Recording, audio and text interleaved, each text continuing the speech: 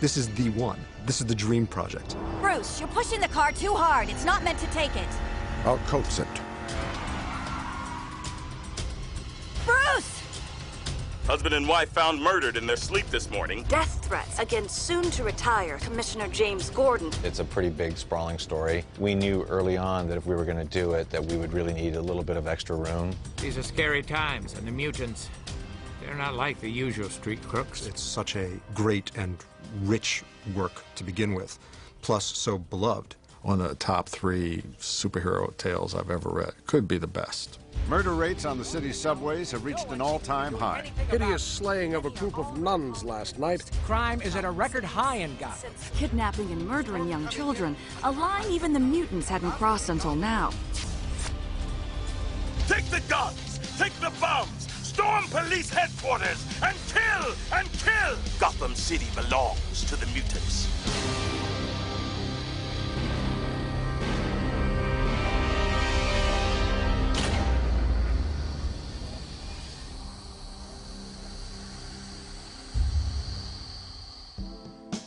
The book came out in '86, I was 10. It just blew my mind totally. Like, I've never seen a reimagining of a superhero like that. Dark Knight specifically influenced every single Batman that has come since. The Dark Knight Returns, we've separated into 2 parts. We have a part 1 and we have a part 2.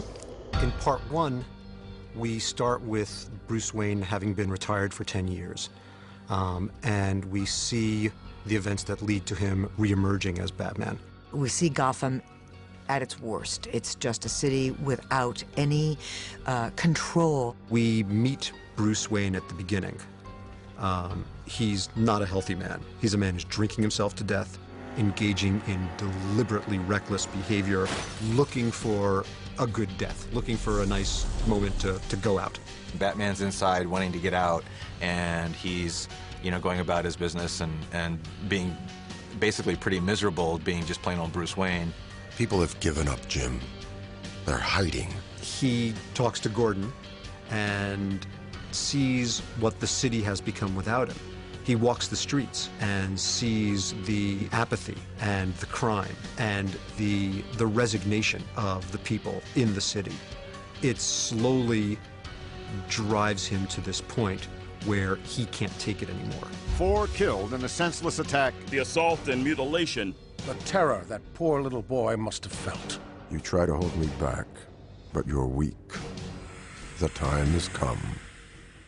The last straw, the moment where the twig snaps, is Harvey Dent disappearing from Arkham. The one-time district attorney, later known as Two-Face, immediately evaded supervision upon his release earlier today from the Arkham home. Two-Face, supposedly is cured. His face is fixed. But inside, he's still Two-Face. He's still got this uncontrollable rage. What? I played along as I could, while you and the docs had your joke. You can fix Harvey's face, but you can't fix what was inside. And once the bad side of Harvey came out, it stayed on top. At least both sides match now, right? Look at me and have your laugh. Gotham itself has kind of regressed and been taken over by this gang called the Mutants. Now my mutant army is coming to storm Gotham City. They are rioting and looting, and they're absolutely in control of the city. Slice and dice. Show them we're nasty. The mutant leader represents a more primal kind of evil than Batman has seen before. Face me, fool, and I will kill you. I will show you who ruled Gotham City. To quote Michael Caine from one of the Batman movies, you know, some people just want to see the world burn. The mutant leader might be the blunt hammer, but Batman is the scalpel. Batman is fighting with precision. You don't get it, son. This isn't a mud hole. It's an operating table. And I'm the surgeon. Simultaneously, there's this young girl, Carrie. She's just a kid, but she happens to take on the persona of Robin. What's your name? Carrie Kelly. Robin. Some of the images in the comic and some of the ideas in the comic, I think, were designed deliberately to shock. The female Robin was startling in its day. She looked different. She had this inviting punk look. In a situation where the Batman, who really isn't in shape, needs help, she steps in and saves his life. She's perfect, smart, brave. With her help, I can end the mutant problem once and for all. As far as seeing a girl in the Robin costume, I think it's a better costume for a girl, personally.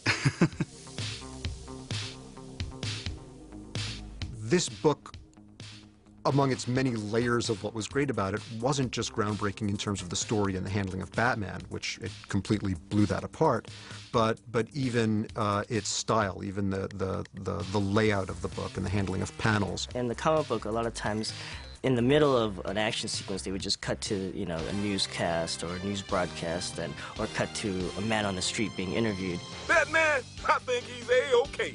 He's kicking all the right butts, beating the heads that need beating. You know what I mean? I like to see him show up for my landlord next. News is so important in these stories. The news, the press, it's all so trashy. It's all about the violence of what's going on. Hideous slaying of a group of nuns last night, the latest in a brutal crime spree attributed to the mutant gang. In this particular world that exists, there is no good news. It's all bad, and that's all they're reporting on. And it's all sensationalism. And I'm afraid we are going toward that in our own world right now.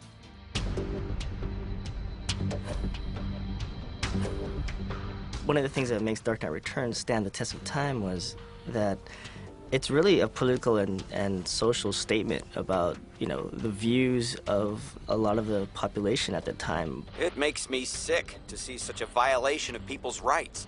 We have to strive to reintegrate the disenfranchised into society, not revel in their punishment. Everything that's happened in Batman since is in the shadow of these books. Themes of vigilantism, themes of the role of the individual in society, questions about the power of government and where government is overstepping or where government is powerless to operate. Where are the principles that make this the noblest country in the world?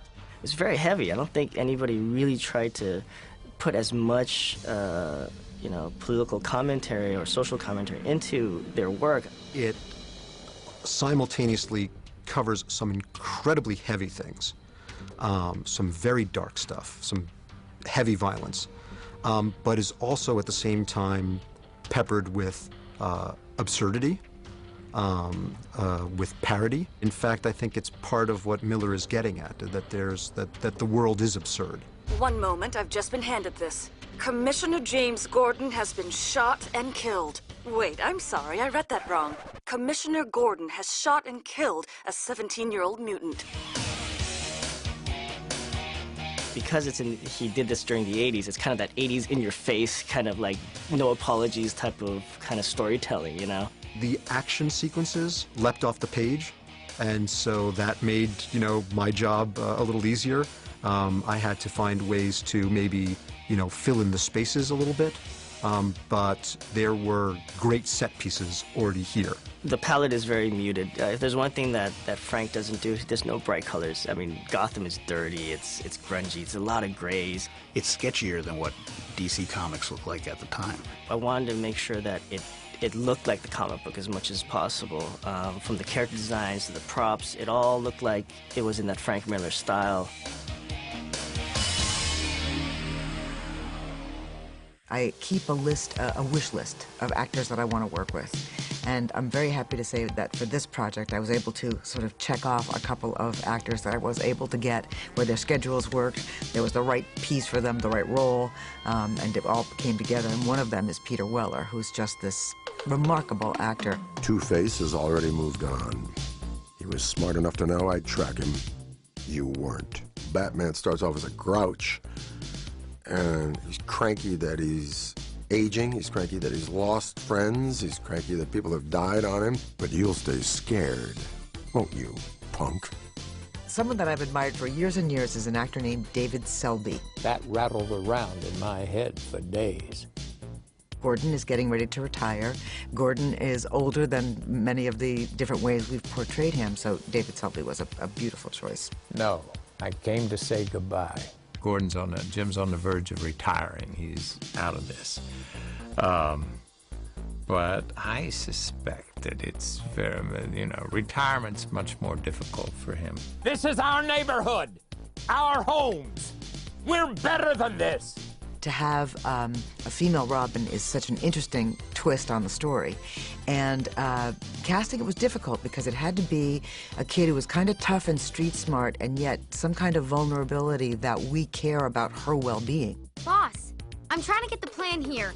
I mean, you gonna die tonight or what? Carrie is the new Robin, and Batman sort of takes her under his wing and mentors her, and since he's like the older superhero, he's teaching her kind of the ways of how to be cool and be Robin and, you know, be a superhero. Ugh, reality check, Michelle, it was definitely a man. But he had to be like 12 feet tall. Someone else that I was lucky to get, who I've worked with for many years and just hasn't been available because he's been so busy, is Michael McKean. I'm glad you asked that, Ted. Picture the public psyche as a vast, moist membrane. Dr. WOLPER is a very, very good shrink, if you ask him. Batman has struck this membrane a vicious blow, and it has recoiled. He's the expert in the room. And if he tells you something is so, he expects you to believe it. In other words, the real villain here is Batman. The Dark Knight Returns had such an amazing impact, not just on the world of comics, but beyond the world of comics. There's so much to this project. It was so important historically in comics. You know, it made the bestseller list. It was getting reviewed in like Rolling Stone magazine. It's such a rich literary work. I mean, it really is. It has the complexity of a novel. I mean, I actually, if I look back on it, I owe my entire animation career pretty much to, you know, the success of Dark Knight.